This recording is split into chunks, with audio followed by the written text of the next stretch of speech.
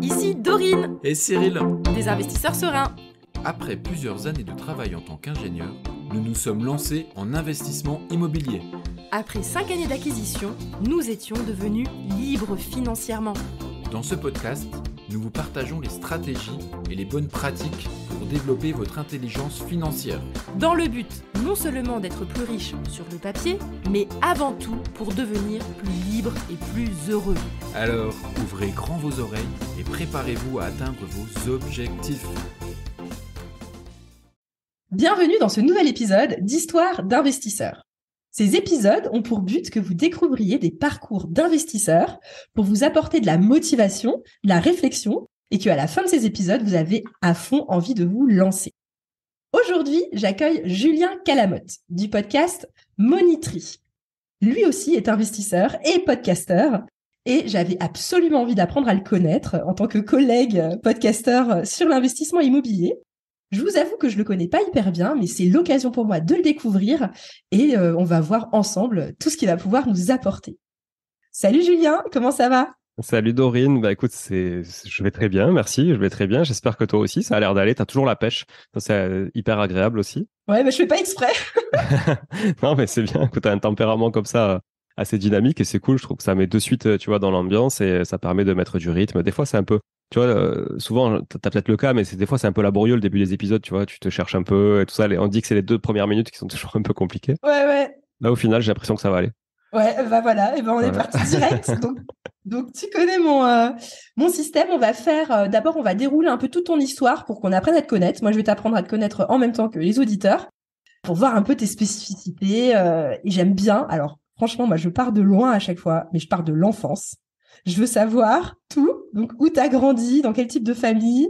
Évidemment, t'as le droit de dire si t'as pas envie de partager des choses personnelles, mais voilà, j'aime bien comprendre le contexte de la personne au début de son lancement et de comprendre aussi ses déclics au fur et à mesure de son parcours. Ouais. Donc, je te laisse introduire où t'es né, voilà, ta famille, comment c'était. Alors, très intéressant que tu fasses cette introspection sur le perso et l'enfance parce que j'ai tendance à aller très très vite sur, tu vois, et à être hyper concis quand je raconte des choses. Donc là, je vais prendre un peu plus de temps puisque tu me permets de le faire. Donc, je suis né à Toulouse, ça s'entend peut-être un peu. Ville de rugby et d'aéronautique dans le sud de la France. Je suis né à Toulouse dans une famille totalement normale. Pas normale au sens péjoratif ou normal, voilà. Donc, mon père était cadre dans l'aéronautique, rien d'exceptionnel à Toulouse. Et ma mère était déléguée du personnel, responsable du personnel dans une boîte de travaux publics. Donc voilà, famille normale qui avait une résidence principale et qui avait un seul enfant unique qui était moi. Donc on habitait en périphérie de Toulouse et je voyais pas beaucoup mes parents parce que mon père travaillait énormément. Puis mon père a toujours été aussi très très sportif, a fait beaucoup de rugby dans sa vie, donc il était jamais là le week-end, jamais là le soir pour les entraînements et il bossait aussi très tard. Donc du coup je l'ai pas beaucoup vu. Et c'est ma mère qui s'occupait plus de moi, mais elle bossait aussi beaucoup. Elle passait beaucoup de temps dans les bouchons parce que déjà à l'époque il y avait beaucoup de bouchons. Et donc en fait j'étais souvent à l'école seul et le premier arrivé à la garderie et le dernier à partir à la garderie. Donc ça faisait des longues journées, mais franchement je m'en rendais pas compte. C'est elle aujourd'hui qui a ce regret un peu, tu vois, de m'avoir laissé comme ça. Alors que moi franchement ça m'a pas trop impacté en fait. Ah, c'est bien, tu déculpabilises en même temps tous les parents. Bah oui, franchement, voilà. Enfin, je veux dire, tu sais, c'est comme l'histoire quand t'es parent, tu dis toujours oui, mais regarde, il a encore la tétine. T'as vu à cet âge-là, est-ce que t'as déjà vu un adulte avec la tétine dans la rue? Enfin, tu vois, au bout d'un moment, ça finit toujours par passer, tu vois. Donc voilà, enfance classique. J'ai mal tourné. C'est vrai que j'en parle pas souvent, mais j'en parle un peu dans mon bouquin que j'avais écrit en 2020. J'ai un peu mal tourné à l'adolescence. Mauvaise fréquentation. Disons que j'avais un goût pour le commerce qui était pas très légal. Et du coup, 18 ans, mes parents ont décidé de m'envoyer au Canada. Mon père habitait là-bas, était déjà parti depuis lui 2-3 ans. Mes parents étaient séparés. Même ça faisait 2 ans qu'il était parti. Et là, ma mère en pouvait plus de moi. Elle m'a dit, voilà, il faut que tu partes au Canada. C'était une déchirure pour elle, mais elle m'a dit, il faut vraiment partir là parce que ça devient dangereux même pour ton intégrité physique et même pour la sienne aussi parce que il y a quand même des gens qui venaient nous faire chier à domicile, quoi. Donc ça devenait assez compliqué. Et donc je suis parti au Canada à 18 ans. Alors, juste avant d'introduire le Canada, Ouais. petite question. Quel était le mindset que tes parents t'ont inculqué côté investissement financier? Quelles étaient leurs façons de gérer leur argent? Juste pour comprendre, là, à 18 ans, où t'en étais au niveau du mindset financier? J'en étais à absolument rien. C'est-à-dire que mes parents m'ont rien inculqué là-dedans. Ce qu'ils m'ont toujours dit, ils m'ont toujours dit un truc, et ça aujourd'hui je le répète souvent, enfin surtout à ma mère, ils m'ont toujours dit, vu les goûts de luxe que t'as, t'as intérêt à avoir une bonne situation plus tard. Voilà, c'est ce qu'ils m'ont toujours répondu. Voilà. Vu ton train de vie, vu ci, vu ça, etc., t'as intérêt, tu verras. Ok. Parce que mes parents, encore une fois, avaient un train de vie tout à fait normal, quoi. Voilà. Bon, ok, mon père avait une voiture de fonction, il payait pas l'essence, machin. On n'était pas des prolétaires, tu vois, mais c'était quand même, voilà, on était dans la moyenne, quoi. On était typiquement dans la classe moyenne. Il y avait pas, Et eux, pas de en termes sujet. d'investissement, ils avaient leur résidence principale? Même pas? Si, que la résidence Ouais, principale. résidence Ouais. principale et ça s'arrêtait là, quoi. Ok. Ouais, résidence principale qui a été vendue quand ils se sont séparés. Ma mère, après, a été locataire, elle a jamais rien racheté derrière. Et mon père, lui, est parti s'expatrier donc au Canada et lui a racheté un appart là-bas, mais pour y vivre, hein. Donc c'est tout. Et on pourra s'en parler un peu plus tard. Et c'est aussi moi qui ai mis le pied à l'étrier de l'investissement locatif à mon père, hein, au bout d'un moment, qui avait en plus les moyens, hein, puisque lui était parti au Canada pour bosser. Enfin voilà, il avait des belles places après. Enfin, il avait vraiment, ça a été un carriériste, mon père. Donc c'est typiquement le carriériste français de base, hein, c'est pas péjoratif, mais voilà, qui aime bien gravir les échelons, etc. Et puis monter, même si au début, au bout d'un moment, il en a eu ras-le-bol. Donc 18 ans, je pars là-bas. Et là, déchirure quand même, parce que bon, je quitte la France, j'ai toujours vécu en France. J'avais énormément voyagé quand même, beaucoup. Mes parents étaient quand même assez voyageurs, et puis moi, j'aimais beaucoup aussi voyager. Donc voilà, mais je pars. Je pars, et puis il m'inscrit dans un lycée français pour passer ma terminale, parce que j'avais redoublé la première, donc j'avais un an de retard. Je passe ma terminale là-bas dans un lycée français à Montréal. Il n'y en avait que 2. Et là, je rencontre un autre monde. C'est-à-dire que je rencontre que des enfants d'expatriés. Et là, c'est une ouverture culturelle phénoménale. Une ouverture aussi d'esprit, parce qu'en fait, quand tu regardes la France vue de l'extérieur, ça a quand même une autre gueule. Là, tu commences à détecter toutes les habitudes, les mauvaises ou bonnes des Français, toutes les anomalies que tu peux avoir, tous ces sujets tu vois, de jalousie, tout ce qui est contre la méritocratie, tu vois, le surplus d'égalité, d'équité, tu vois, qui est des fois un peu trop, franchement, en fait, qui va à l'encontre aussi, tu vois, de tout ce qui est entrepreneuriat, de tout ce qui est prise de risque, etc., et mérite. Et là, je commence à voir tout ça, et puis surtout, je me fais des amis qui viennent de partout dans le monde. Voilà, parce que l'éducation française étant quand même assez cotée dans le monde, bah, c'est vrai que les expatriés, qu'ils soient libanais, qu'ils soient marocains, qu'ils soient syriens, qu'ils soient argentins, etc., bah, mettaient leurs enfants dans des écoles françaises plutôt que dans des écoles québécoises. Et donc, à partir de là, je sais pas, j'ai pas de mindset plus que ça, investisseur ou autre, mais je commence à me dire, ok, c'est chouette, il n'y a pas que la France, il n'y a pas que la baguette de pain, il n'y a pas que Claire Chazal au JT le soir, et il y a un autre monde, en fait, et j'y suis assez à l'aise. Et attends, je voulais juste souligner un truc que je trouve incroyable, c'est que par rapport à ta maman, en plus c'était la fête des mères hier, enfin non, il y a 2 jours. Mais du coup, je trouve ça génial, tu sais, d'avoir eu cette lucidité de se dire mon fils, il va être mieux loin de moi. Enfin, je trouve que c'est, tu vois, elle a changé ta vie en faisant ça, quoi. Mais c'était très dur, c'était très dur. Elle avait conscience que c'était ce qu'il fallait pour moi, mais c'était très dur pour elle, si tu veux, d'aller vraiment Bah ouais, j'imagine. fils unique. Ah Voilà, ouais. elle s'était séparée de mon père. Moi, j'ai vécu avec elle, donc j'avais cette attache quand même avec elle. C'est davantage elle qui m'a élevé que mon père, évidemment, même s'ils vivaient ensemble. Et donc, c'est vrai que c'était difficile. Et d'ailleurs, je fais un saut, puis je reviendrai en arrière. Tu vois, là, aujourd'hui, nous, en famille, on a fait des démarches pour éventuellement repartir là-bas dans quelques années. Et donc, on a dû lui cacher au départ parce qu'on savait que ça allait être une déchirure. Et c'est vrai que quand elle a su, ça a été compliqué parce que là, elle revivait le truc, mais avec son petit-fils. Tu vois, qui est aujourd'hui mon fils a 13 ans. Ah ouais. Donc, elle revivait le truc 20 ans après, on va dire, avec son petit-fils. Donc, assez difficile, tu vois, de remettre ça. Alors qu'elle sait très bien que c'est une opportunité énorme pour son petit-fils d'aller vivre ce que moi j'ai pu vivre à cet âge-là, ou même lui plus jeune, et que ça va le forger dans sa vie, c'est sûr, tu vois, et lui donner déjà des aptitudes beaucoup plus favorables que s'il restait en France. Je dis pas que rester en France, ça rime à rien, hein. Je dis que tu arrives à avoir du bonus si tu vas ailleurs un peu, quoi. Ouais, ouais, ouais. Non, mais tu prêches une convaincue. Moi aussi, j'aimerais bien un jour m'expatrier un petit peu pour que mes enfants voient autre chose que juste un seul univers, en fait. Et ouais. Enfin, voilà, bref. Donc, je te laisse continuer. Non, mais donc au final, j'étais pas un très bon élève en France parce que j'avais beaucoup de facilité, mais ça, je l'ai su après plus tard dans ma vie parce que j'ai fait des introspections un peu plus psychologiques. Mais du coup, c'est marrant, je parle jamais de ça dans les podcasts, hein. Je parle toujours d'investimo, de chiffres. Non, mais moi, ça me passionne Voilà. tout ça. Voilà. Et en fait, donc je passe mon bac. Bon, là, franchement, je bosse 15 jours avant le bac. J'ai mon bac avec mention bien. J'ai 18 ans en éco, 18 ans spé éco. Enfin, tu vois, au final, alors que l'année d'avant, franchement, j'avais eu 2 en français, 2 en bio, mon bac, tu vois, aux épreuves de première. Parce que tout simplement, ça m'intéressait absolument pas. Et puis là, je sais pas, j'étais dans une bonne dynamique.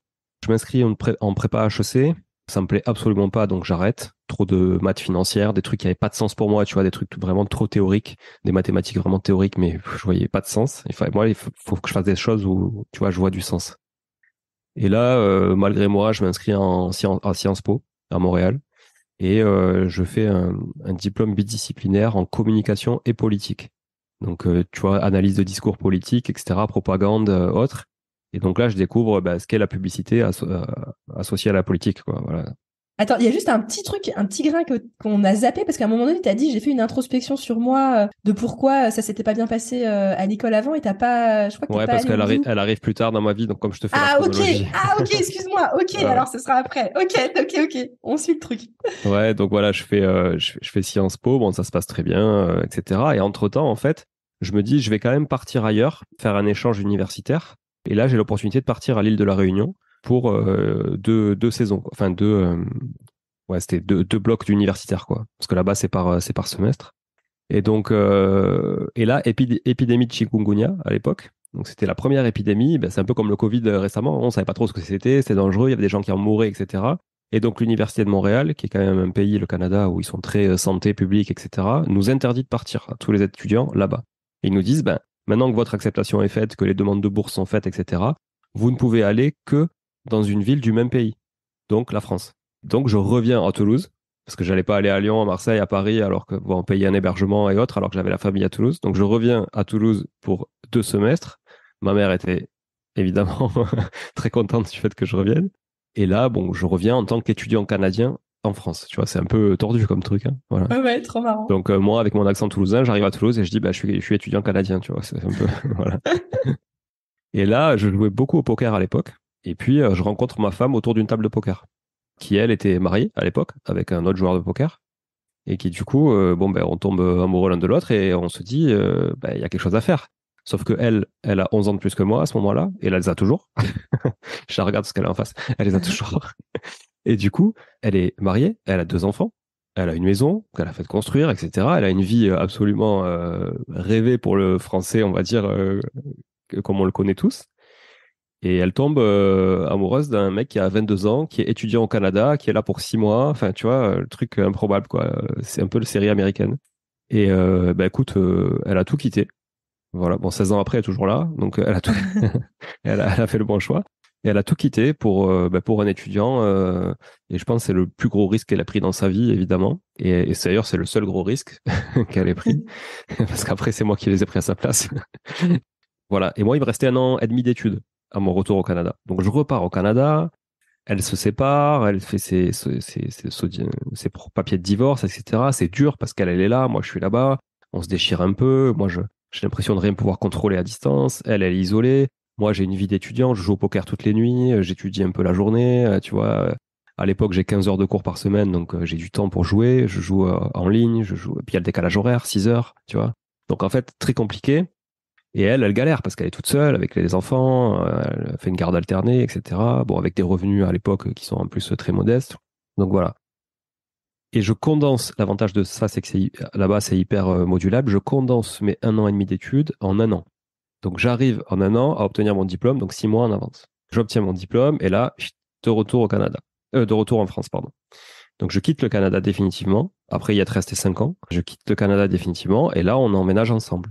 Donc c'est en 2008, printemps 2008. Ok. Et là, comme on avait quand même envie de rattraper un petit peu tout le temps perdu, quoi. Du coup, j'arrive en avril 2008, donc j'ai 23 ans à l'époque. Et puis en octobre 2008, on achète notre résidence principale ensemble.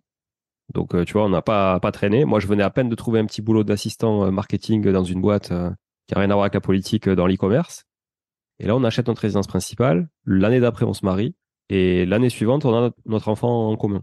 Donc, il est le troisième. Donc coup de foudre au taquet, quoi. Tu fais pas les choses à moitié, quoi. Ah ouais, on allait très très vite. Bon voilà, du coup, elle, effectivement, en 2009, elle avait 35 ans aussi. Donc on se dit, bon ben voilà, s'il faut faire un enfant ensemble, c'est maintenant. Puis en plus, les filles, moi, quand je les ai connues de mon épouse Sabrina, avaient 4 et 7 ans. Donc si tu veux, on voulait pas non plus qu'il y ait trop d'écart. Donc quand le petit est né, la grande avait déjà 10 ans.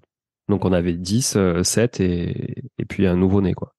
Voilà, moi je commence mon boulot, pour ce qui est du pro, je commence un boulot d'assistant en marketing et en fait je change très rapidement de boîte parce que j'étais tombé dans une boîte un peu de foufou. Je change de boîte et je reste dans l'e-commerce. Et là, je grimpe les échelons dans une boîte e-commerce très, très vite jusqu'à arriver à un point de blocage. Point de blocage qui est que mon responsable, mon N+1, ne veut pas prendre la place du N+2 et moi, je voudrais prendre la place du N+1. Mais comme il veut pas lui laisser sa place, bah, du coup, moi, je suis bloqué. Et le patron me dit, bah, écoute, Julien, c'est bien, je suis content de toi et tout, mais je peux pas te mettre, te faire sauter un échelon parce que déontologiquement, etc. Bon, ce qui ne serait jamais arrivé aux États-Unis, hein, pour le coup.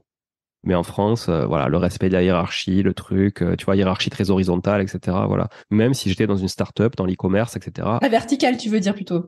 Oui, pardon, vertical. Ouais. Ouais, pardon, ouais. Alors que je prends plutôt le management horizontal, tu vois. Du coup, ok, je dis tant pis, bah, je me casse. Donc je me casse et je crée une boîte. Je crée une agence web, puisqu'à l'époque, je m'occupais de faire venir du trafic sur les sites internet, donc référencement naturel, référencement payant, etc., comparateur de prix et autres. Et donc, je crée ma boîte et ça devient mon premier client. Donc ce patron-là, cette boîte-là me devient mon premier client. Je développe la boîte, ça fonctionne bien. Je commence à racheter des sites e-commerce pour prouver à mes clients que je sais faire en plus parce que je maîtrise le sujet et je ne vends pas que de la prestation. J'ai toujours, moi, je suis très fan de la preuve du concept, quoi. J'aime bien, tu vois, prouver et après vendre. Plutôt que vendre et après devoir se justifier, tu vois, si ça marche pas. Ouais, Voilà. ouais. Donc, je rachète des sites e-commerce, j'en crache, j'en crée, j'en revends, j'en arrête, etc. Voilà, bon, je passe le détail. On achète, en 2008, donc notre résidence principale. En 2010, quand on a notre premier enfant, donc ensemble, un premier investissement locatif aussi. Alors là, ça m'intéresse parce que du coup, tu étais quand même sur une carrière un peu classique. Enfin, j'ai envie de dire classique. Je suis d'accord qu'entreprendre, c'est pas hyper classique, mais tu étais dans un mood, je veux développer ma carrière un peu comme ton papa. Ouais. Et à côté de ça, tu mettais de l'argent de côté. Tu avais quand même une conscience que tu allais faire autrement que tes parents en termes d'invest? Non, pas du tout. À ce moment-là, pas du tout. J'épargnais absolument pas. D'ailleurs, j'ai jamais épargné de ma vie. Parce qu'on a toujours pas dépensé outre mesure, mais réinvesti tout le temps ce qu'on avait, en fait. Et on n'a jamais considéré ça comme de l'épargne. Quand tu dis réinvesti tout ce qu'on avait, c'est-à-dire dans quoi? Ben, on réalloue les trucs, on refait des travaux dans les biens, on refait, enfin, tu vois, donc en fait, tu peux pas dire que c'est de l'épargne quand tu refais des travaux dans un bien parce que tu le trouves Ouais, mais plus à à ton ce goût. moment-là, t'avais que ta RP. À ce moment-là, on n'avait que notre RP, mais du coup, on préférait faire des travaux dans la RP aussi, Ok. tu vois, que d'aller se dire on économise, on met. En plus, on était à des années-lumière de tout ça à l'époque, Ok, vraiment. ok. Le premier investissement, pour te dire, on l'a acheté parce qu'en fait, ma femme avait fait une erreur enfin, son ex-mari avait fait une grosse erreur. Ils avaient acheté c'était un loi d'Eurobien à l'époque, je pense. L'équivalent du Pinel actuellement, quoi, en défiscalisation. Sauf que moi, j'ai hérité malgré moi de ça, puisque finalement, on devait faire l'effort d'épargne, nous, chaque mois. Je crois que ça nous coûtait à l'époque peut-être 200 euros pour nous, c'est ça? 200 euros. Donc, chaque mois, on faisait un effort d'épargne supplémentaire de 200 euros, si tu veux, pour payer un truc qui, moi, me concernait pas du tout et qui, elle, la concernait plus trop non plus parce que c'était un truc qu'ils avaient fait ensemble, quoi. Donc, je les ai poussés un peu à vendre ça. Donc, ils ont vendu un peu à la casse, mais on s'en est débarrassé. Et je me rappelle d'un truc que m'a dit ma femme à l'époque. Elle m'a dit, écoute, Jus, quand j'ai demandé au mec qui nous a vendu ça si lui, il le ferait, il nous a répondu clairement que non, lui, il le ferait pas. Et il a dit, moi, je ferai du LMNP. Donc, tu vois, le conseiller en gestion de patrimoine qui a vendu le truc se dit, moi, je ferai pas ça, mais je ferai du LMNP. Bon, son ex-mari a quand même signé en bas de la feuille. Alors, voilà, je sais pas pourquoi, on le saura jamais. Et donc, nous, on s'est dit, OK, soit, on va chercher ça. Et donc, on s'est dit, OK, on va le chercher, mais qu'est-ce qu'on va acheter? On va acheter un studio en hypercentre de Toulouse, qui est une ville étudiante, parce qu'il y a de fortes chances que les filles fassent leurs études à Toulouse et qu'elles aient besoin d'un logement quand elles auront 18, 20 ans. Ok. Donc, tu vois, avec cette croyance que tu vas mettre tes enfants un jour dans les biens que tu achètes. Ouais, ça c'est un Voilà. classique. Voilà. On l'entend souvent. Bon, maintenant, j'ai suffisamment de recul parce que. Mais au moins, ça t'a permis de te lancer, Oui, voilà. d'avoir cette croyance. Exactement. Mais j'ai suffisamment de recul pour savoir que ça n'arrive absolument jamais. Voilà. Parce que là, maintenant, elles ont déjà fini leurs études et pas du tout, on les a jamais mises. Voilà. Donc, on fait ça. 3 mois après, on réitère. On en refait un autre. Et là, à l'époque, je crois qu'on met 5 000 euros d'apport sur le bien. On emprunte à 4, sûrement 4,20, un truc comme ça. Notre maison, on avait emprunté à 5%. Donc, tu vois, le recul me fait dire aussi qu'en fait, les taux aujourd'hui, c'est un faux sujet. Ouais. On a emprunté à 5 la maison, ouais, on était autour de 4 pour les 2 appartements locatifs et on l'a quand même fait. On se posait même pas la question parce qu'on n'avait pas de moyen de comparaison. Ah oui. Donc on fait ça se passe très bien, on met le locataire dedans et tout ça. Et moi, franchement, à l'époque, je m'en fous complètement. C'est Sabrina qui s'occupe quasiment de tout. S'il faut refaire une salle de bain, elle refait la salle de bain avec son père et tout. Moi, franchement, je veux même pas en entendre parler, ça me saoule à l'époque. Voilà, donc bon, je laisse un peu couler. On entreprend, comme je te disais. En 2013, j'achète des locaux commerciaux pour y mettre nos entreprises qui se développaient. Donc des locaux mixtes d'activités avec bureaux et entrepôts de stockage, puisqu'on était dans le monde de l'e-commerce et de la prestation de services e-commerce. Donc on avait besoin de bureaux pour travailler intellectuellement et d'espace de stockage. Ça devient vite trop petit. On doit en plus louer un autre entrepôt à côté, etc. Alors du coup, juste pour faire un point, une petite photo là, vous avez votre RP, 2 appartements LMNP, plus j'imagine en SCI/LIS, ou je sais pas, avec un montage, avec ta boîte, tu t'achètes des locaux commerciaux et des bureaux. C'est ça. Ok. Juste pour faire la petite photo là, à cet instant précis avant qu'on continue. 2008, 2010, 2011 et 2013, on achète les locaux avec une première SCI/LIS qu'on crée. Et à l'époque, on y met notre enfant, qui a 3 ans, le dernier, qui est en commun, associé, qui a 29% du capital. Ok. D'ailleurs, j'en discutais ce matin avec un notaire. Bon, c'est un peu décrié. Il y a des pour, il y a des contre, etc. Nous, ça fait plus de 10 ans qu'on a cette SCI avec. On a toujours pu emprunter. Bon, voilà. Depuis, on a acheté d'autres biens, etc. Ça nous a jamais posé trop de problèmes. Donc, lui, il est actionnaire de 29% de la SCI/LIS qui détient le local commercial. Qui détenait à l'époque le local commercial. On l'a vendu depuis, mais qui détient d'autres choses maintenant. Super intéressant. Nous, on s'est posé plein de questions aussi de succession avec nos enfants. Ouais. Attention, parce qu'en fait, ça peut être, tu vois, moi j'en parle librement, hein, tant pis si ça doit arriver, mais ça peut être vu comme une transmission en fait gratuite, en fait, hein, pour outrepasser un petit peu l'administration fiscale, c'est-à-dire que tu donnes à ton enfant un truc qui vaudra de la valeur demain, mais comme tu lui donnes avant, l'administration ne se sucre pas dessus. Et également, ça peut être problématique pour aussi les emprunts, puisque tu endettes un mineur qui n'a pas choisi. Donc, normalement, dans les emprunts, les banques mettent des clauses, toutes les banques ne veulent pas le faire, mettent des clauses qui déresponsabilisent le mineur en cas de problème et qui te chargent qu'à toi. Voilà, mais je traiterai d'une capsule spécifique sur mon podcast là-dessus parce que c'est intéressant. Donc, on crée ça et là, nous, les locaux sont trop petits, donc on rachète une activité dans le monde du vélo, dans l'e-commerce, parce qu'on avait différents corps d'activité. Et là, on se dit, on va ouvrir un magasin physique aussi, parce qu'on avait identifié qu'il y avait un besoin de faire coexister le physique et le online. Tu vois, à l'époque, c'était encore un peu entre les deux. C'était en 2013, ça. Et donc là, on met nos locaux en location. Et on les met en location à une société qui existe toujours, je précise, et que je peux citer volontiers, je m'en fous complet, qui existe toujours. Dis maintenant, voilà. C'est une société qui édite le site rugbyamateur.fr. Donc c'est un média sur le site du monde du rugby amateur en France. Et donc on les héberge, ils sont 2 à l'époque à bosser là-dedans. Et puis au bout de quelques mois, ils nous payent plus. Et donc évidemment, on fait les procédures, huissier, tribunal, etc. On gagne puisque on est forcément dans nos droits et eux sont dans leur tort.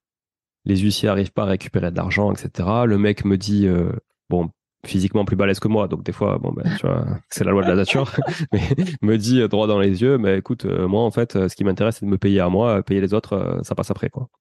Je dis, ok, super. Donc là, nous, ça nous met en difficulté. Pourquoi ? Parce que nous, on a tout mis dans cette activité de vélo à côté. On n'a plus une thune à titre perso. On a tout foutu dans le business. Le business, en plus, marche pas forcément. Donc, on est en galère. Clairement, on est en galère. On a 1000 et quelques euros de mensualité sur la SCI à ce moment-là. On est en galère parce que autant le loyer couvrait le truc, mais maintenant, c'est plus le cas.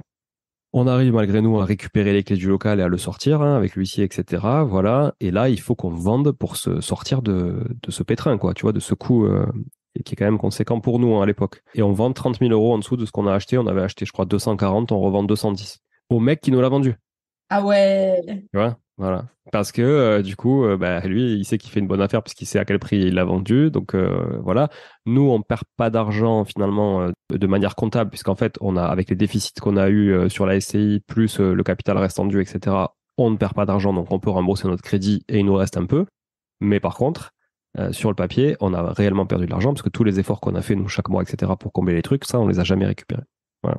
Donc le locataire, finalement, nous a payé une partie du crédit, mais c'est surtout ma boîte qui avait payé une partie du crédit au départ quand ma boîte était locataire. Donc voilà, là on a l'activité de vélo. Écoute, on la garde 2 ans et demi. Au bout de 2 ans, je dis à ma femme, là ça va être compliqué. On a beaucoup trop de stock. On a fait des erreurs. On n'a pas de trésor. On a fait rentrer un actionnaire minoritaire dans la boîte. Il peut plus mettre d'argent aujourd'hui parce qu'il avait des problématiques sur sa propre boîte personnelle, qui était pour le coup mon deuxième employeur qui m'avait fait confiance, qui était devenu mon premier client. Ouais. C'est lui qui est rentré investisseur passif dans la boîte de vélo, tu vois.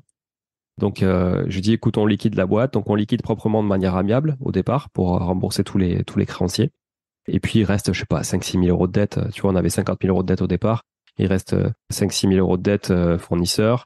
Bon, là, tant pis, on met en liquidation judiciaire. J'étais fatigué, je pouvais plus, etc. Donc lui, mon investisseur, il perd le capital qu'il avait mis. Nous, on en perd encore plus parce qu'on avait 75% du capital et on avait mis beaucoup, beaucoup d'argent. On avait vendu voitures, scooters, etc. Tout ce qu'on avait, on avait tout mis dans la boîte. On perd tout. Tout ce qu'on avait accumulé sur les précédents business, en fait, on a tout mis, on a tout perdu. Et il nous reste, à l'époque, 42 000 euros, je me rappelle très bien du montant, de prêt au CIC qui nous avait servi pour aménager le local commercial. On avait 300 mètres carrés quand même de local, dont 150 mètres carrés de surface commerciale. Donc il fallait aménager, joli, etc. On avait fait un concept store qui était très beau. Ça nous a coûté 60 000 euros, je crois. Donc 42 000 euros. Et là, sur ces 42 000 euros, ma holding est caution à 50% et BPI France, qui est la banque publique d'investissement, est caution à 50%. Là, j'ai deux choix. Soit j'appuie sur la liquidation, je me cache et je me mets en sommeil voilà, sous les radars et puis je laisse passer et puis ils prennent leurs pertes parce que c'est comme ça, hein, c'est eux qui se portent caution, ils prennent leurs pertes.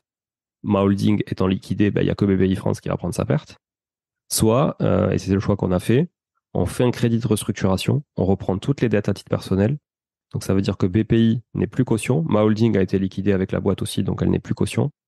Et moi, je reprends un crédit à titre personnel. Et là, on serait en dette sur 6 ans, à fond perdu, 649 euros par mois pour rembourser ces 42 000 euros qui nous servent absolument à rien puisque l'activité est déjà clôturée. Pourquoi tu as fait ce choix alors? J'ai fait le choix parce que je crois que j'ai une intégrité en moi qui est importante et qu'en fait, voilà, T'as envie d'assumer quoi et de sortir la tête haute de ça, quoi. Alors, je pense qu'il y a ça, mais il y a aussi une question d'image vis-à-vis des partenaires qui nous ont suivis, de la banque qui nous a fait confiance, etc.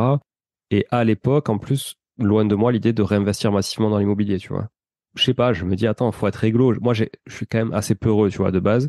Et je me dis, je sais pas ce qui va m'arriver, tu vois. Je sais pas si je vais pouvoir recréer une boîte demain. Je savais que j'allais recréer des trucs. Je sais pas si je peux recréer une boîte demain, si jamais je suis marqué au fer rouge. Je sais pas si on peut pas m'incriminer. Je sais pas si la banque peut pas se retourner contre moi, tu vois, si. Ouais, tu te dis au moins t'es clean et ça va pas te pénaliser pour la suite, quoi. Voilà. C'est le genre de sacrifice qu'il faut être capable de faire quand tu fais des erreurs et quand tu vis des échecs. Donc, on fait ça. On restructure ça sur 6 ans. 6 ans, c'est long. C'est très long. 649 euros par mois, sachant que ma femme avait repris un boulot salarié. Que moi, du coup, je reprends aussi un boulot salarié parce que il fallait bien remplir le frigo. Et qu'à l'époque, on n'avait pas des revenus qui étaient non plus faramineux, tu vois. On a toujours été crescendo dans nos revenus, mais on a toujours quand même aussi vachement oscillé.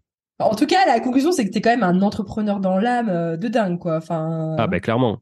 Clairement. Ouais, nous, on n'est pas à ce stade, hein. Enfin, franchement, chapeau. Si tu veux, je reprends d'ailleurs ce boulot salarié et 2 ans après, je me remets indépendant. Ouais. Il a fallu que je me refasse la cerise un peu, que ça rassure tout le monde et autres. Et là, 2 ans après, je me remets indépendant. Je me remets indépendant, donc consultant en stratégie digitale, puisque c'était toujours été mon dada, le marketing digital et l'e-commerce. Et donc là, je me mets, je suis content, tu vois, je fais ma vie. Je suis pas entrepreneur, mais je suis autonome. Je suis indépendant. C'est un peu différent, tu vois. Je fais toujours la différence entre l'indépendant et l'entrepreneur. C'est un peu différent. Ouais, complètement, on est d'accord. Donc là, j'entreprends rien, mais par contre, je suis consultant, je suis à mon compte et j'ai mes clients, et je décide avec qui je veux bosser, etc. et à combien je facture mes journées. Voilà. Ça se passe très bien. En plus, je bosse dans le monde du vélo, ce qui me va très bien. À l'époque, je fais du triathlon. Je suis très content. Et là, j'ai une boîte qui me contacte sur LinkedIn et qui me dit, voilà, on aimerait vous proposer tel poste pour une belle boîte, etc. Voilà, qui veut développer sa partie e-commerce, une boîte retail qui avait à l'époque 100 magasins en France et qui voulait développer l'e-commerce.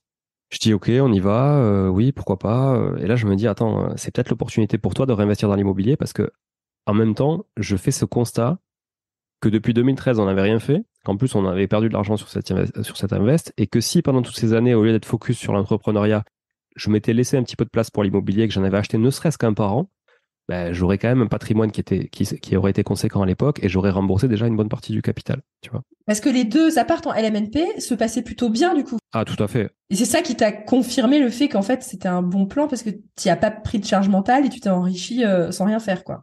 Ouais, je me retourne en 2017, je me dis, attends, on les a, ça fait 6 et 7 ans qu'on les a achetés. Franchement, ok, il y a eu un peu de charge, il y a un peu de turnover avec les locataires parce que c'est une cible étudiante, donc c'est 1 an, 2 ans maxi. Mais en fait, quand tu regardes le capital restant dû et la valeur du marché aujourd'hui, je me dis, attends, franchement, le vrai enrichissement, il est là, quoi, tu vois. Et là, je me dis, bon, ok, je vais prendre ce boulot de salarié parce que, le job me plaît, le mec qui me le propose me plaît aussi, j'ai un bon feeling, et en plus, ça va me permettre d'avoir un CDI, et malheureusement, en France, tu le sais, il faut un CDI pour investir dans l'immobilier si tu veux emprunter. Donc là, je me dis, ok, j'y vais. Je reprends un poste salarié, et là, je me dis, ok, rattrape le temps perdu, parce que je suis comme ça, Et là, sur les 12 premiers mois, donc je me remets un peu dans le marché, j'accepte le fait qu'il faille acheter plus cher, beaucoup plus cher qu'il y a 7 ou 8 ans. Ça, c'est dur pour un investisseur de se dire que chaque année, tu achètes plus cher que l'année d'avant, mais qu'il faut quand même continuer à acheter. Voilà. Ça, c'est vraiment un truc, je pense que c'est assez dur à passer. Et une fois que tu l'as passé, et c'est ce que j'ai fait, mais là, j'ai acheté 11 biens sur les 12 premiers mois. Attends, c'est énorme. 11. C'est des apparts à chaque fois ou tu as fait des immeubles pour acheter en lot? Non, c'est 11 lots différents dans des copropriétés différentes. Donc, tu es passé 11 fois chez le notaire, quoi. Ah oui. Bah, x2 parce que compromis, plus, ouais, voilà, plus, ok. voilà, plus acte. Dans notre résidence principale, parce qu'on en a profité, et ça, c'est anecdotique, mais c'est très marrant. C'est la seule fois où un investisseur va acheter un truc. Tu sais, dans les parkings souterrains, je sais pas si, enfin, dans les grandes villes, en tout cas, il y a des magazines Logic Imo, trucs comme ça, tu vois, qui te donnent des annonces. Et là, on sort du parking, on prend tout le temps ça, tu sais, c'est juste parce qu'on se fait plaisir, on regarde. Et là, on voit une double page de l'agence Espace Atypique, pour pas leur faire de pub, qui sur une belle maison dans Toulouse, tu vois, tout ça. Et nous, on habitait à l'extérieur de Toulouse à l'époque.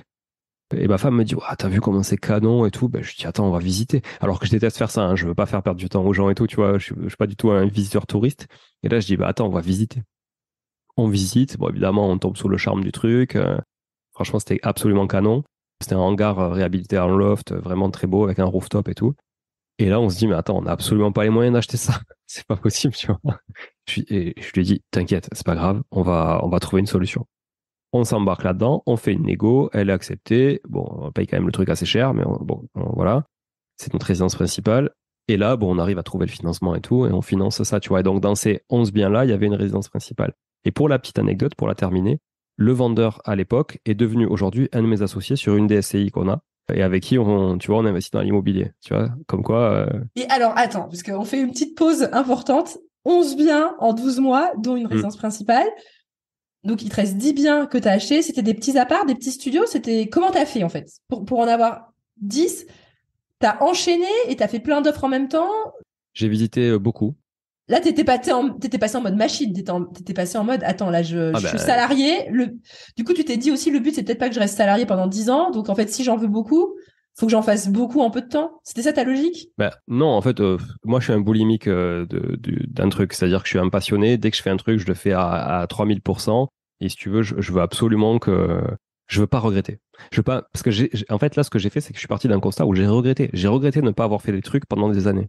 Et là, je me suis dit, OK, là, tu vas pas regretter. Tu vas mettre toutes tes chances de ton côté. Et donc, j'ai visité. Mais pas énormément, je sais pas, pour en acheter 11, pour en acheter 10, si on sort la résidence principale, j'ai dû en visiter peut-être 25, tu vois, c'est pas non plus, voilà, parce que le marché était très tendu, les taux étaient bas, c'est ça aussi, qui m'a convaincu. Les taux étaient bas à l'époque, et le marché était très tendu. Donc, si tu veux, quand tu visitais, si ça allait, il fallait faire l'offre au prix, t'acheter, etc. Les négos, autant te dire qu'à l'époque, c'était quasiment pas possible, sur un centre-ville comme Toulouse, quand tu veux acheter du studio, même aujourd'hui, déjà, les négos, c'est compliqué. Et donc, je visitais le midi, je visitais le soir, je visitais le week-end, mais dès que je pouvais. Et puis, s'il fallait que je parte 1 heure dans la journée de mon boulot et que je fasse l'aller-retour, alors que mon boulot était quand même à 50 km du centre-ville de Toulouse, tu vois, je faisais l'aller-retour, tant pis, et voilà, mais je savais où était ma priorité. Malgré tout, ça m'empêchait pas d'être performant au boulot, d'avoir construit de belles équipes, etc. Et donc, on fait cette grosse salve d'acquisition. En matière de financement, c'est souvent la question qui revient. Écoute, ça s'est bien passé.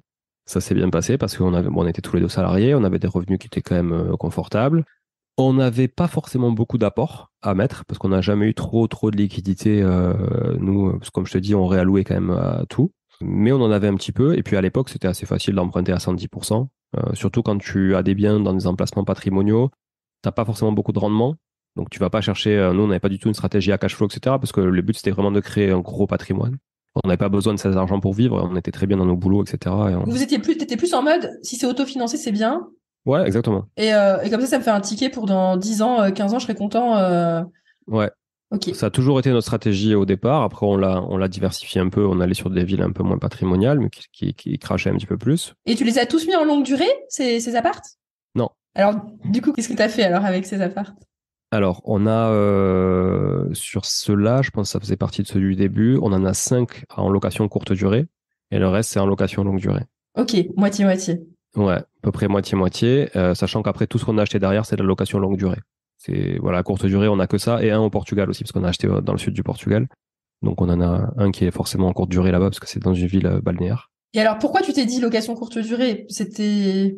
En fait, c'est cette vision un peu entrepreneuriale de l'immobilier. Ça me faisait kiffer de me dire je suis en train de créer un produit commercial. Derrière, il y a cette notion de vendre un prix à la nuitée, etc.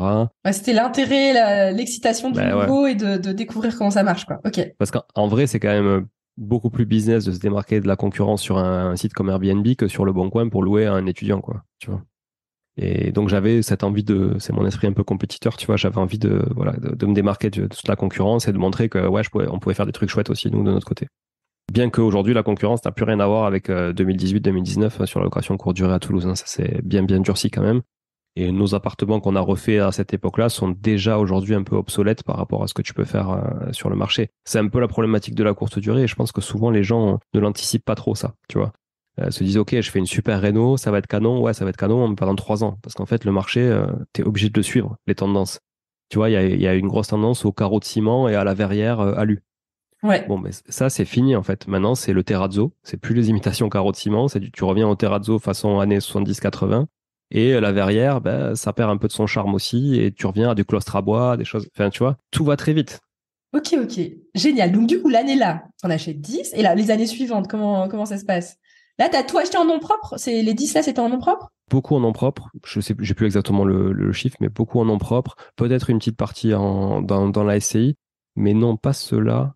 Enfin, je sais pas, ça fait partie des 10, mais en tout cas, si on prend on va dire de 2018 à 2021, oui, on en a acheté en nom propre et on en a acheté dans la SCI à Liège. Pourquoi? Parce que stratégiquement parlant, on s'était dit que tant que nos loyers LMNP ne dépassaient pas nos autres revenus et qu'on restait LMNP, on pouvait aller jusqu'à ce plafond-là. Donc c'est ce qu'on a voulu faire. Nos revenus en plus ont augmenté vraiment chaque année puisqu'on avait des boulots assez sympas. Puis voilà, on a bien évolué.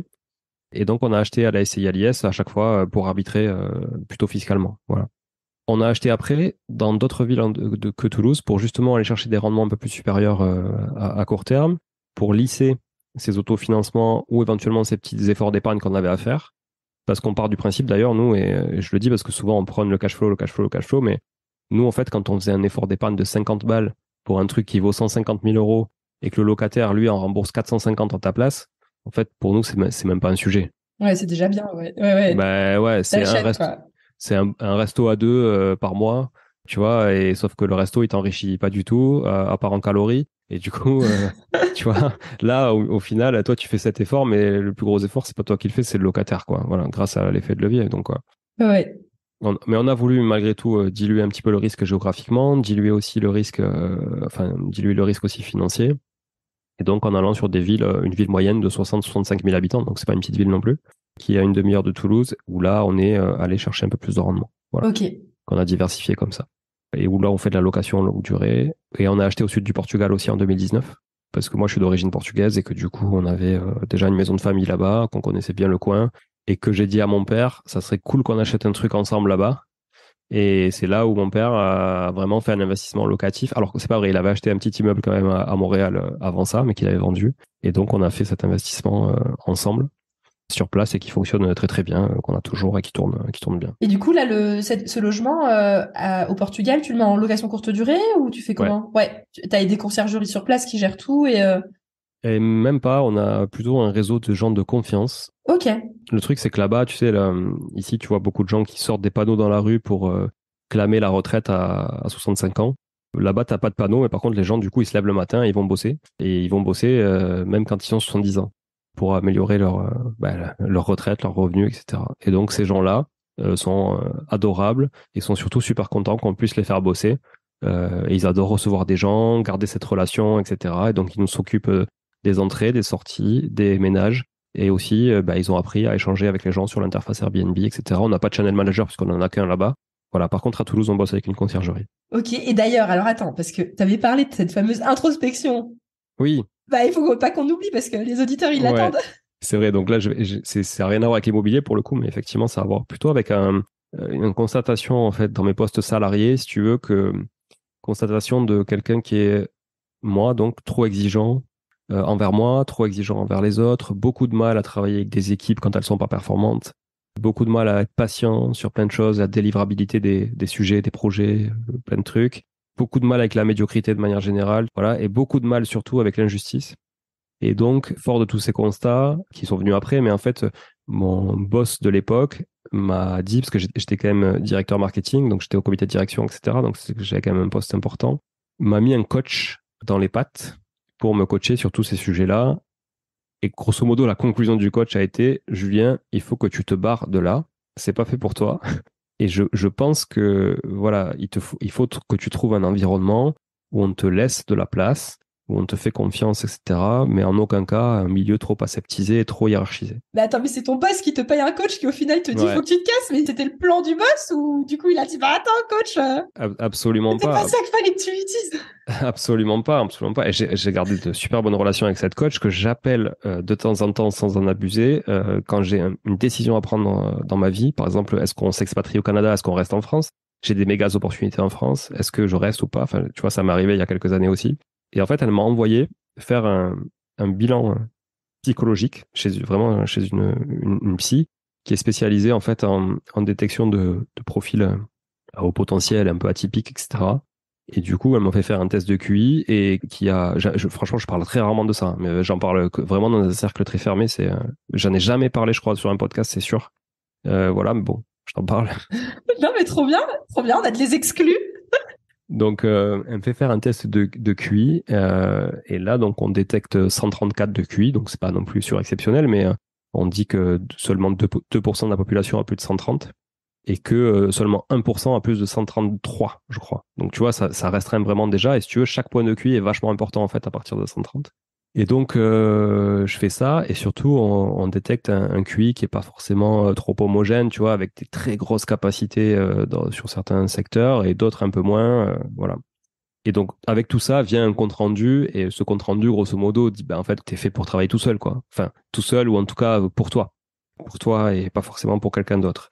Mais malgré tout, moi, j'aimais bien être salarié aussi, tu vois, j'ai absolument rien contre le salariat, je me suis vachement épanoui et à partir de là, j'ai été un super manager, mais vraiment, par rapport, alors je me le dis moi-même, mais en tout cas, moi, le constat que j'ai fait et les retours que j'ai eu des équipes, évidemment, et des RH, etc., c'est que j'étais un très bon manager, alors que si j'avais pas fait cette introspection et que si j'avais pas eu ce coaching et que j'avais pas été conscient de toutes ces, on va dire, en fait, pour résumer, j'ai toujours dit à ma femme, à chaque fois que je sais pas, je commentais une réaction de quelqu'un dans la rue ou autre, je disais, mais les gens ne sont pas normaux. Et en fait, jusqu'à ce moment-là, j'ai toujours pensé que les gens n'étaient pas normaux.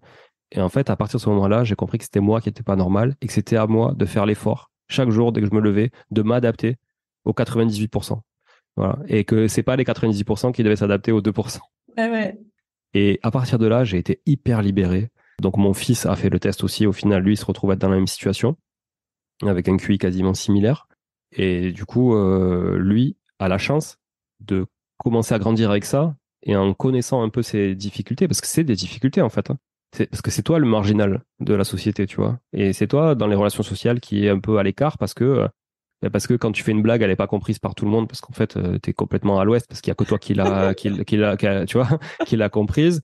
Il y a des décisions que tu vas prendre qui sont évidentes pour toi, mais qui, pour les gens, il leur faut à peu près 3 millions d'heures de réflexion avant qu'ils l'apprennent. Mais toi, c'est évident et tu sais où tu veux aller. Mais t'as pas forcément le chemin, tu vois, tu peux pas leur expliquer. C'est inné, c'est intuitif. Et c'est pour ça que j'ai dit, OK, ben, j'ai compris maintenant pourquoi, en fait, même si j'étais quelqu'un qui était capable de calculer très vite, de comprendre et tout ça, en fait, je prenais mes décisions à l'intuition tout le temps. Tout le temps. Voilà. Et à partir de là, j'ai aussi arrêté de me dire, écoute, si tu as une intuition, il faut que tu la suives. Parce qu'aujourd'hui, on sait scientifiquement que du coup, tu es câblé comme ça et qu'il vaut mieux que tu suives tes intuitions à chaque fois et que sur le long terme, ce sera plus bénéfique que les remettre en question. Parce que j'avais toujours ce défaut de me dire, je sais que ça, ce que je vais faire là, ça va pas être bien, mais je le fais quand même pour me convaincre que j'avais raison. Ah ouais. Ouais, bah là, c'est raté d'avance en plus. Ah ouais, mais et à chaque fois, je me disais, bah, tu vois, Pour se donner raison. tu vois, t'avais la bonne intuition, t'avais raison. Bah ouais. Maintenant, j'arrête de faire ça. Je me prends même pas la tête. Je veux même pas connaître l'issue de si j'avais fait ça. Je le fais pas. Et je sais que de toute façon, si je l'avais fait, ça aurait pas fonctionné ou ça aurait fonctionné différemment, etc. Donc voilà. Donc ça m'a vachement libéré. J'étais super plus épanoui dans mon rôle de manager. Et ça, c'était avant les invests? Juste avant de te lancer comme un fou dans les invests? Ouais, c'était avant les invests. Ça qui t'a peut-être aussi un peu aidé à te dire, bah maintenant j'y vais à fond, j'ai l'intuition de l'IMO et inconsciemment, je pense que oui. Ça t'a contribué au fait que tu t'es pas freiné dans quelque chose que tu avais envie de faire et Inconsciemment, c'est sûr que ça m'a aidé. Et ça m'a donné une confiance en moi que j'avais pas forcément, même si on dit, il y a une phrase que j'aime bien prendre, mais je la connais pas exactement, mais on dit grosso modo que les imbéciles ne doutent jamais de rien, alors que les plus intelligents de ce monde doutent toujours de tout, tu vois. Et en fait, c'est vrai que moi, j'ai une facilité à douter qui est impressionnante. Mais vraiment, je doute beaucoup, tout le temps, et je peux être persuadé, je vais te raconter un truc, j'en suis persuadé. Tu vas me poser une question qui remet un peu le truc, et là, je vais me dire, ah ouais, non, mais s'il faut, elle a raison. Je peux pas affirmer que c'est vrai, finalement, parce qu'elle me met le doute, tu vois. Ouais. Alors qu'au final, souvent, quand je dis un truc, j'aime pas raconter des conneries, et ça va souvent au bout, tu vois. Mais ça fait partie aussi par rapport à la hiérarchie. C'est-à-dire que dès que tu entends quelque chose qu'on te dit de faire, il y a des gens qui se posent pas de questions, et il y a des gens qui vont toujours remettre en question ce qu'on dit, quoi. Ouais, c'est pas évident. Ouais, c'est dur. Hein, j'ai vécu de sales années en tant que salarié, surtout dans un rôle de manager. Ouais. Quand j'étais pas manager, c'était différent, mais dans un rôle de manager, c'était dur. Mais par contre, les dernières années où j'ai été manager, je suis resté 4 ans et demi dans la boîte, pour investir dans l'IMO notamment, là, hein, c'est cette boîte, mais je suis pas resté 4 ans et demi pour investir dans l'IMO, je suis resté 4 ans et demi parce que je m'épanouissais dans cette boîte et que c'était une très belle boîte. Bah, du coup, effectivement, là, là, je me suis vraiment plu à faire tout ça et à gérer, tu vois, une équipe d'une vingtaine de personnes que j'ai construite, puisque quand je suis arrivé, on était 3 personnes dans l'équipe et j'ai construit cette équipe jusqu'à 20 personnes. Et voilà, ça a été une super belle expérience que j'ai quitté aussi pour me consacrer à 100% à l'immobilier, puisque depuis déjà quelques années, je commençais à accompagner des gens dans l'immobilier. Parce qu'on me demandait, bah, tu sais comment ça marche, les gens te demandent de la famille, puis après des amis, comment t'as fait, est-ce que j'aimerais bien faire la même chose, puis est-ce que tu peux m'aider, etc. Donc au début, tu fais des conseils, après tu fais ci, après tu vas visiter avec un tel, après tu analyses un dossier, etc. Et puis petit à petit, j'ai professionnalisé l'activité. Et après, tu lances un podcast, j'allais dire. Ouais, après tu lances un podcast. Enfin, j'écris un bouquin d'abord avant. Bah oui, parce qu'en fait, on me posait des questions. On posait des questions sur comment t'as fait, etc. Donc je me suis dit, pendant le confinement en 2020, donc à l'époque, on devait avoir une vingtaine de biens. Déjà, je me faisais chier le week-end, parce qu'on ne pouvait pas sortir. Je bossais comme un âne la semaine, parce que dans l'e-commerce, avec le Covid, l'essor de l'e-commerce, voilà, je bossais comme un âne. Mais alors le week-end, je tournais en rond absolument, parce que mes équipes bossaient pas. Le site tournait tout seul, voilà. Et là, je me suis dit, ok, bah, je vais écrire un bouquin. J'avais toujours voulu écrire un bouquin. Quand je jouais au poker, j'avais voulu écrire un bouquin sur le poker. Bon, finalement, j'ai jamais fait. Et puis après, j'ai fait du triathlon pendant quelques années, toujours à fond. Et tu voulais écrire un bouquin sur le... Non. J'avais jamais eu envie d'écrire un bouquin, par contre, mais tu vois, j'avais été hyper passionné, quoi. Vraiment, j'ai eu une période poker, une période triathlon, enfin course à pied, une période de triathlon et une période d'IMO là. Peut-être ça va passer. Hein. Et donc, je me suis dit, bah sur l'IMO, je vais écrire un truc vraiment plus pour moi. Et en fait, je pense inconsciemment pour ma mère, en fait. Tu vois, que ça, je reviens un peu au début, en me disant, bah voilà, malgré tout, elle a fait, comme tu dis, le sacrifice de se séparer de son fils. Bah, j'avais 18 ans, hein, j'étais pas un bébé non plus, mais tu vois, voilà. Et finalement, elle m'a laissé à la garderie, oui, le matin tôt, oui, le soir tard, etc. Mais au final, est-ce que ça n'a pas été bénéfique finalement pour moi, tu vois, d'être là où j'en suis? Parce que je pense qu'elle peut être fière de là où on en est aujourd'hui. Et voilà, donc moi j'en suis reconnaissant. Donc j'ai écrit vraiment ce livre au départ pour elle. Alors dis peut-être aux auditeurs le nom du livre pour qu'ils puissent le retrouver si jamais ça les intéresse. Ouais, le nom du livre, c'est S'enrichir grâce à l'immobilier. Ok, de Julien Calamotte. De Julien Calamotte, c'est moi. Ok, voilà. avec un seul T, avec Calamotte. Ok. Écoute, j'ai écrit ça, j'ai eu des très très bons échos. Voilà, j'ai pas communiqué outre mesure. J'ai créé une page Instagram à l'époque pour faire connaître un peu le livre, sur laquelle je partage du coup mon quotidien aujourd'hui. Hein. Je parle quasiment jamais du livre d'ailleurs, je dois en parler 2 fois par an. Donc la page Insta, c'est Julien Calamotte, tout attaché. Ça, c'est facile à retenir aussi. Voilà, donc j'écris ça. Après, je me suis professionnalisé, comme je te le disais, tout en étant salarié à côté. Et puis, au bout d'un moment, j'ai été chassé par plusieurs boîtes pour des postes de direction digitale, marketing, parce que c'était ce que je faisais. Ça, c'était début 2022. Et là, je me suis dit que c'était peut-être le moment de partir et de quitter la boîte dans laquelle j'étais. On me proposait des jolis packages, tu vois, des belles situations. J'ai longtemps hésité, j'y suis allé. J'ai surtout longtemps hésité à choisir la boîte dans laquelle j'allais aller parce que j'avais eu 4 ou 5 sollicitations. Et finalement, je suis allé chez Safety. Safety qui est donc un groupe de mandataires immobiliers, mais j'étais à la direction digitale, donc au siège social, qui est à Toulouse. Et le premier jour, j'ai su que j'allais pas y rester. Et malgré tout, j'ai tenu 1 mois et demi en me disant, allez, vas-y, fais l'effort, etc. Mais quand ça veut pas, tu vois. L'intuition, c'est toujours pareil, l'intuition. Et pour te dire, j'ai appelé le PDG 15 jours avant en lui disant, bah, j'ai quand même telle objection, etc. Est-ce que vous pensez que c'est bon et tout? Il m'a dit, oui, c'est bon, il n'y a pas de souci, ça ira, voilà. Avec une directrice marketing notamment qui était là depuis le tout début, tu vois, il y a des éléments comme ça dans des boîtes, tu les identifies très vite, quoi. Ouais, tu te dis, ouais, ok, ouais. voilà, c'est souvent des freins à soit de la place pour d'autres personnes, soit des freins à l'évolution de certains domaines, etc. Ou, voilà. Ou en tout cas, difficile d'être disruptif avec des gens qui sont ancrés là depuis très longtemps et qui sont pas très ouverts. Et j'avais un mauvais feeling et tout. Bon, au final, ça s'est quand même confirmé, hein, le feeling que j'avais, comme toujours. Et au bout d'un mois et demi, d'un commun accord, on s'est quitté. Et là, j'avais deux choix. Je redevenais salarié, donc j'avais des opportunités sans problème. Dès que je communiquais sur LinkedIn le fait que j'étais parti, j'ai eu d'autres opportunités. Ou j'en profitais pour faire à 100%, même à 3000%, ce que je faisais peut-être 10% de mon temps, tu vois. Et je me suis dit, si ça marche à 10%, ça devrait marcher à 100%. Donc, du coup, forcément, t'as choisi option, ça t'a permis d'avoir le chômage et de te lancer en même temps de nouveau en entrepreneuriat à fond, quoi.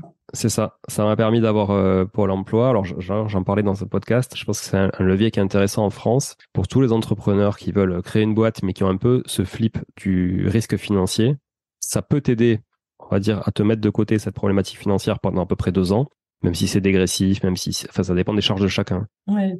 Mais il faut pas avoir honte de se servir de ça quand tu le fais pour créer de la valeur. Parce qu'il y a tellement de gens qui en abusent et qui l'utilisent pour plutôt être un coût pour la société que créer de la valeur et tu vois, et enrichir des gens, etc. Enfin, moi, aujourd'hui, j'ai créé une boîte, il y a des salariés dessus, tu vois, je crée de l'emploi, etc.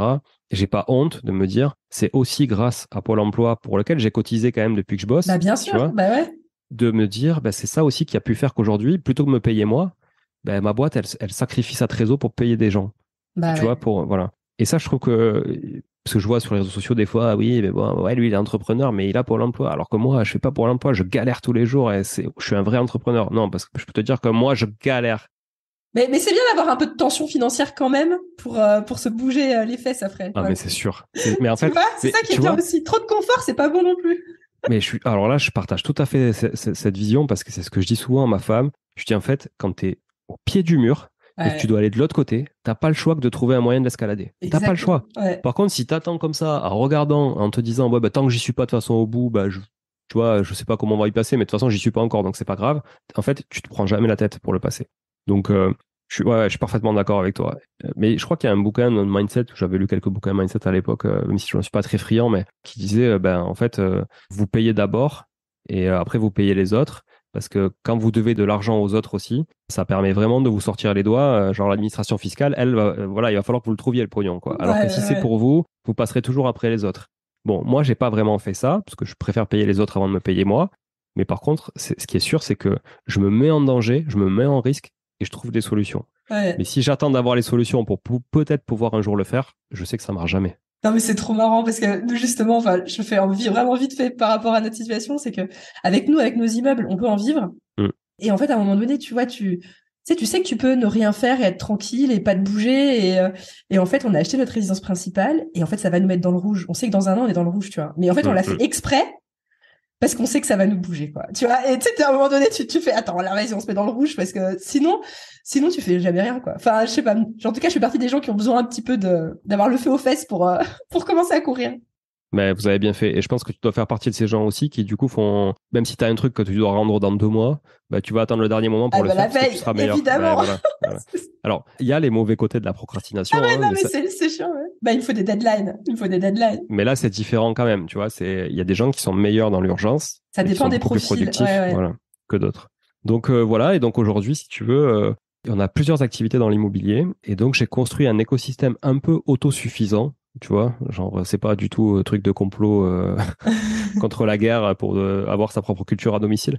Mais c'est autosuffisant dans le sens où on a une agence immobilière, donc qui fait de la transaction, location, gestion, mais qui est dédiée exclusivement aux investisseurs parce que c'est ça aussi, hein, c'est le fruit de cheminement de plusieurs mois et plusieurs années de recul. C'est qu'aujourd'hui, on a une légitimité dans le monde de l'investissement qui est importante, principalement d'ailleurs dans la région de Toulouse, mais on est aussi ailleurs. Et donc, on s'est dit, plutôt que de faire une agence immobilière standard pour être en concurrence de Plaza, Century, Orpi, etc., franchement, sans éléments différenciants. Et en marketing, tu sais que si tu n'as pas d'éléments différenciants, c'est mort. On va faire un truc à destination des investisseurs. Donc, 85% de nos biens et de nos clients, surtout, c'est des investisseurs, surtout de nos clients. Évidemment, on a des résidences principales à vendre, etc., on les refuse pas. Et du coup, le nom de cette société, c'est Artaï Immobilier, c'est ça? Artae, ouais, c'est ça. A-R-T-A-E. Et du coup, alors attends, parce que pour faire le bilan là aujourd'hui, donc tu as cette boîte, Artae Immobilier, positionnée un peu agence immobilier spécialisée pour les investisseurs. Ouais. Ensuite, tu as quoi d'autre? Tu avais dit que tu avais un écosystème. Ouais, donc cette boîte, elle fait aussi de l'investissement clé en main et c'est le cœur de notre activité d'ailleurs, plus que la Transac et la Loc, c'est l'investissement clé en main. Donc on fait un petit bilan patrimonial pour définir les objectifs, l'horizon d'investissement, etc. de l'investisseur qu'on a en face et du prospect. Après ça, on cadre la recherche, on est en mode un peu chasseur, mais on n'est pas que des chasseurs, parce que les chasseurs, tu leur files des critères de recherche, ils s'en foutent de qui tu es, ce que tu fais, tes objectifs, etc. Nous, on est vraiment dans un accompagnement global, donc en fait, dans cette prestation-là, il y a une sorte de coaching indirect aussi, et on va leur trouver un bien, on va gérer les travaux, faire l'ameublement, la déco, allumer, les gens qui m'écoutent, qui me connaissent, vont rigoler parce que je prends toujours cet exemple, allumer la petite bougie sur la table, prendre les photos, livrer un pack shot photo, éventuellement s'ils sont expatriés ou autres, parce que la moitié de nos clients ce sont des expatriés, on va le mettre en gestion locative. Donc tu vois, la boucle est bouclée, donc on va pouvoir le louer avec un mode de gestion locative qui est d'ailleurs intéressant puisque on ne facture qu'à la demande. C'est-à-dire que s'il y a une sollicitation de la part du locataire ou du propriétaire, on facture. S'il n'y a pas de sollicitation, on ne facture pas. Donc ça veut dire que tu payes pas 6 à 10% ou 5 à 10% tous les mois, même s'il se passe rien. Ça, c'est une première activité, toute la chaîne de valeur de l'investisseur. Deuxième activité, c'est le podcast qui me prend énormément de temps et qui me rapporte absolument rien. Hein. Tu connais l'histoire, on va s'en parler sur un autre épisode peut-être. Peut-être des clients, hein, parce qu'à force d'écouter... Oui, non, indirectement, c'est vrai que ça me ramène des prospects. En plus, c'est le cas là d'ailleurs. Voilà, mais bon, c'est difficilement palpable, tu vois. Ouais. Et 3, c'est des activités de marchand de biens que je faisais déjà en annexe depuis 2019, que j'ai professionnalisé. Donc, on a plusieurs structures de marchand de biens avec plusieurs associés différents, sur lesquels on fait plusieurs types d'opérations, mais principalement, parce que c'est là où on est bon, enfin c'est là en tout cas où on maîtrise le plus, c'est de l'achat d'immeubles en bloc, de revente à la découpe, après avoir rénové les parties communes. Et donc nous, on revend en plateau à rénover, mais on ne fait jamais la rénovation jusqu'au bout. Ok, super intéressant. Et toi, ce qui m'intéresse aussi, c'est que du coup, tu as quand même une activité, on va dire, intense au niveau des rénovations. Tu as une équipe un peu? Enfin, comment t'as fait? Tu as des artisans avec lesquels tu as l'habitude de travailler? T'es rodé, mais t'as pas de salariés, tu t'es jamais dit, je vais monter une petite boîte de rénovation? Alors, je me le suis pas dit parce que j'ai la chance d'avoir un associé qui a une boîte de seconde œuvre tout corps d'état qui a 10 salariés. Ok, nickel. Donc, c'est hyper confortable pour ça. Et après, comme elle peut pas tout faire non plus pour le compte de nos clients, nos propres comptes, etc. Parce qu'il y a aussi nos biens à nous qu'il faut qu'on gère. Hein. On a des rénos, on en a tout le temps en fait. Au bout d'un moment, t'arbitres tout le temps. Mais en fait, on travaille avec d'autres partenaires qui sont dans lesquels on n'a pas de relation capitalistique, mais voilà, on a l'habitude de travailler avec eux. Et on travaille avec des gens, je le dis quand même, s'il y a des gens qui veulent me contacter, assez cher, parce qu'on n'a pas envie d'être emmerdé et parce qu'on n'a pas envie de refaire tous les 3 ans. Et comme on veut travailler sur du moyen long terme avec nos clients, on préfère, tant pis, se passer de quelques clients qui auraient une vision très court-termiste et one shot, mais voilà, au moins rassurer et pouvoir répondre au téléphone quand un client nous appelle, tu vois. Ok. Voilà. Franchement, super intéressant. Est-ce que toi, ouais, comme tu disais, t'es un passionné, mais il y aura peut-être un moment donné où ça va te saouler, tu passeras peut-être à autre chose, non? Enfin, c'est une question que je te pose. Oui, je pense que je suis très cyclique, donc comme les cycles économiques. Et du coup, oui, peut-être. Alors là, l'avantage, c'est que ça m'enrichit vachement, ça m'épanouit vachement parce qu'il y a plusieurs sujets quand même. Ça reste de l'immobilier, mais il y a énormément de sujets. Déjà, un projet de marchand de biens d'un projet à l'autre, c'est pas le même. Même si tu vois, le principe est le même, mais les problématiques d'urbanisme, etc., de liquidité, de réno, de découpe sont pas les mêmes. Les problématiques de nos clients sont pas les mêmes. Et donc, du coup, c'est hyper riche au quotidien. Donc, tant que c'est riche, je pense que je reste dans mon cycle.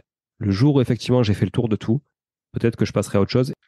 Oh, trop bien. Bah, du coup, pour les personnes qui nous écoutent, donc il y a ton livre, donc S'enrichir grâce à l'immobilier de Julien Calamotte, il y a le podcast Money Tree, Ouais. Et il y a ton activité d'accompagnement à l'investisseur, Oui. et notamment du clé en main, parce que je sais qu'il y en a plein qui recherchent ce genre de prestations, avec Artae Immobilier. Et n'hésitez pas, voilà, soit à me suivre aussi sur LinkedIn, Julien Calamotte, soit sur Instagram. J'y partage vraiment mon quotidien d'investisseur, de marchand de biens, d'entrepreneur, d'un peu tout. Mais alors, du coup, ton compte Insta, c'est Money Tree ou c'est Julien Calamotte? J'en ai 3. Il y en a un pour Artae. Ah ouais, 3 comptes Insta. Ah, mon pauvre. Oui. Ah oui, heureusement que t'as quelqu'un qui gère un peu avec toi. Voilà. Bah, j'ai Laura que je salue et que je viens effectivement d'intégrer dans les équipes Artae qui va gérer la page Artae, la page du podcast qui s'appelle donc Money Tree Podcast. Et ma page, je la gère moi. Ok, bah trop bien. Bah merci Julien d'être venu sur le podcast. Je pense que ton interview va en passionner plus d'un, donc c'est trop trop cool. Franchement, on va voir, peut-être qu'un jour je te réinviterai pour parler d'un sujet peut-être plus spécifique, parce que je pense que tu as pas mal de compétences assez pointues sur des sujets peut-être plus précis, donc on va réfléchir à tout ça et peut-être qu'un jour tu reviendras. Avec plaisir, Dorine, merci beaucoup pour ton invitation. C'était très chouette. J'ai parlé de choses dont j'ai pas trop parlé dans d'autres podcasts, même pas du tout, tu vois. Donc, t'as vraiment un épisode unique. Et Trop c'est bien. chouette aussi. Parce que tu sais, c'est le risque quand tu reçois des gens qui sont passés déjà sur plusieurs podcasts, etc. Tu le sais, hein, c'est Bah toujours ouais, des fois ils compliqué. racontent toujours la même chose. C'est dur de les Ouais. faire sortir d'une. Ouais. Mais là, c'est bien parce qu'au final, je le disais à Jérémy Nabé, qu'on salue, hein, qui est du podcast Ça fait un bail l'autre fois. Je lui disais qu'effectivement, ça dépend vachement aussi de l'animateur. Et là, je trouve que ce qui est chouette, c'est que tu m'as posé des questions que les autres m'ont pas posées, quoi. Donc, Trop bien. Bah, je suis contente. Je progresse.